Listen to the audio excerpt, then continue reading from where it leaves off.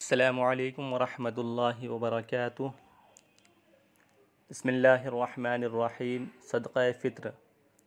جو مسلمان اتنا مالدار ہے کہ اس پر زکوٰۃ واجب ہے یا اس پر زکوٰۃ واجب نہیں، لیکن قرض اور ضروری اسباب سے زائد اتنی قیمت کا مال یا اسباب ہے جتنی قیمت پر زکوٰۃ واجب ہوتی ہے، یعنی 52.5 تولے چاندی کی قیمت کا مال، اسباب اور سامان ہے، تو اس پر عید الفطر کے دن صدقہ دینا واجب ہے، چاہے وہ تجارت کا مال ہو یا تجارت کا مال نہ ہو، چاہے اس پر سال گزر چکا ہو یا نہ گزرا ہو۔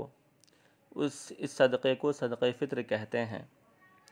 جس طرح مالدار ہونے کی صورت میں مردوں پر صدقہ فطر ادا کرنا واجب ہے، اسی طرح اگر عورت مالدار صاحب نصاب ہے یا اس کی قیمت یا اس کی ملکیت میں قرضہ اور ضروری اسباب سے زائد اتنی قیمت کا مال وغیرہ ہے جس کی قیمت 52.5 تولے چاندی کی قیمت کے برابر ہے، مثلا اس کے پاس زیور ہے یا والدین کی طرف سے ملا ہے یا شوہر نے نصاب کے برابر زیور عورت کو بطور ملکیت دیا ہے، یا مہر میں اتنا زیور ملا جو نصاب کے برابر ہے، تو عورت کو بھی اپنی طرف سے صدقہ فطر ادا کرنا واجب ہے۔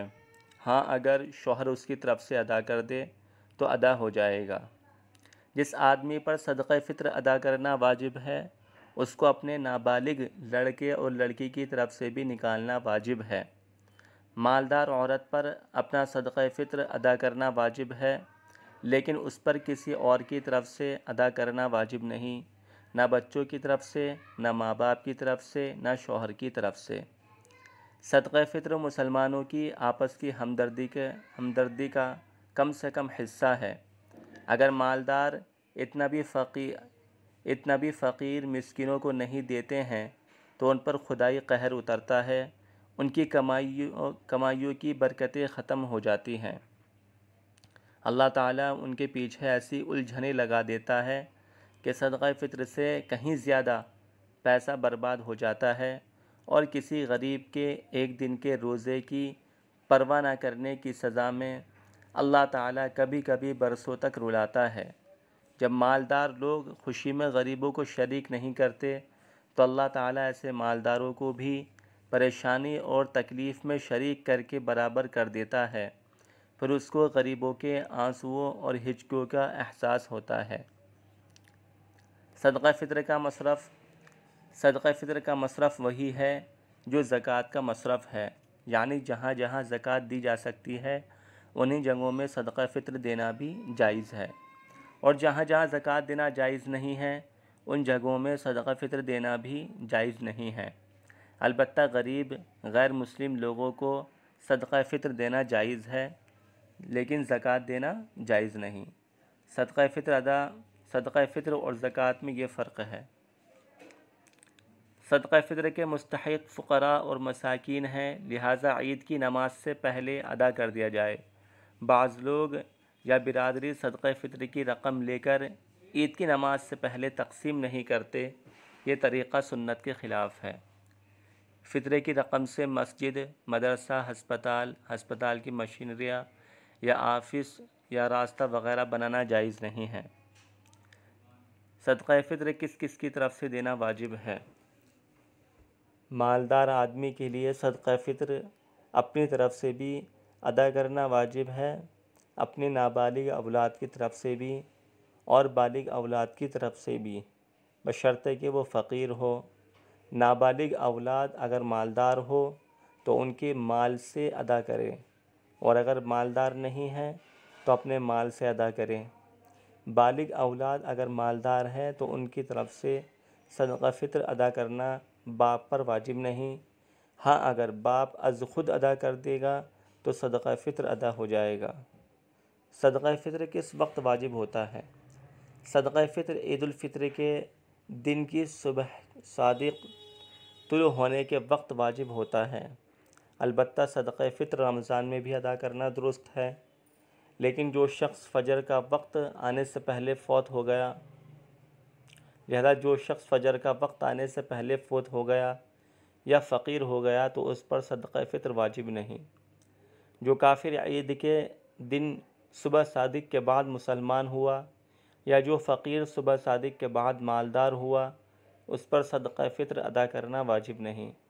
جو بچہ صبح صادق سے پہلے یا صبح صادق کے وقت پیدا ہوا اس کی طرف سے صدقہ فطر ادا کرنا مالدار باپ پر واجب ہے۔ جو بچہ یا بچی صبح صادق کے بعد پیدا ہوا اس کی طرف سے صدقہ فطر نکالنا واجب نہیں۔ صدقہ فطر کن کن چیزوں سے دیا جا سکتا ہے؟ صدقہ فطر میں کشمش، کھجور، جو، گندم یا آٹا یا ان چیزوں کی قیمت دی جا سکتی ہے، اور قیمت دینا زیادہ بہتر ہے تاکہ مستحق آدمی اپنی ضرورت کی چیز خرید سکے۔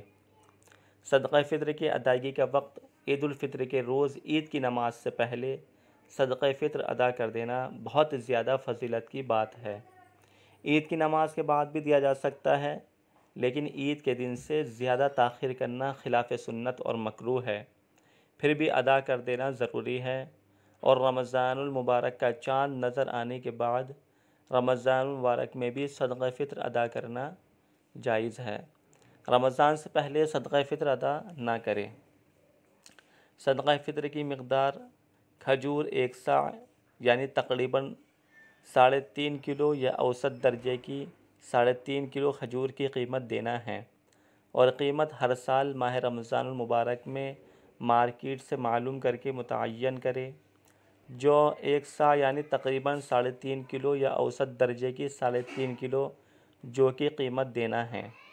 کشمش 1 صاع تقریباً 3.5 کلو یا اوسط درجے کی 3.5 کلو کشمش کی قیمت دینا ہے۔ گندم نصف صاع یعنی 1.25 کلو یا اوسط درجے کے 1.25 کلو گندم کی قیمت دینا ہے۔ آٹا اگر آٹا دینا ہے تو 2 کلو دینا چاہیے یا 2 کلو کی قیمت دینی چاہیے۔ چاول اگر چاول دینا ہے تو اس کی مقدار اور وزن مقرر نہیں، البتہ اتنا دینا ضروری ہے کہ اس کی قیمت 2.25 کلو گندم کی قیمت سے کم نہ ہو۔ میدا اگر میدا خالص گندم کا ہے تو پھر صدقہ فطر 2 کلو کے حساب سے دے دے، اور اگر میدا خالص گندم کا نہیں تو اس صورت میں اتنا میدا دینا لازم ہوگا جس کی قیمت 2.25 کلو گندم کی قیمت سے کم نہ ہو۔